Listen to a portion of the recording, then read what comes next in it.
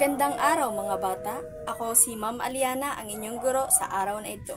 Ngayon, tatalakayin natin ang isang mahalagang bahagi ng pangungusap, ang pang-angkop.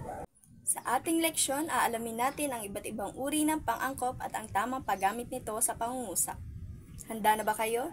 Tara na at simulan na natin.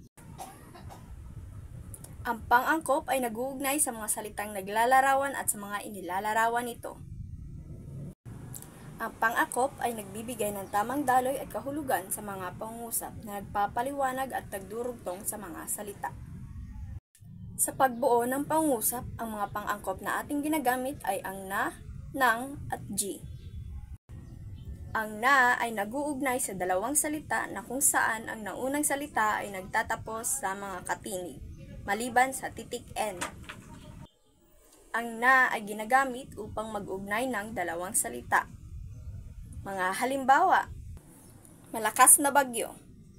Ang inilalarawan ay ang bagyo at ang naglalarawan ay ang malakas.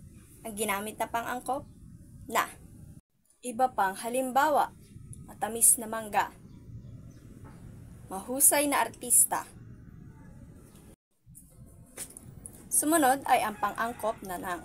Ito ay nagdurugtong sa dalawang salita na kung saan ang naunang salita ay nagtatapos sa mga patinig. Ikinakabit ito sa naunang salita. Mga halimbawa, bagyong malakas. Inilalarawan ang bagyo, naglalarawan ay ang malakas. Ang ginamit na pang-angkop, nang.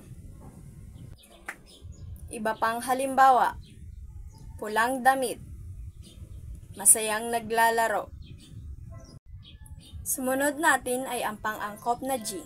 Ito ay ginagamit o idinurugtong sa mga salitang nagtatapos sa titik N.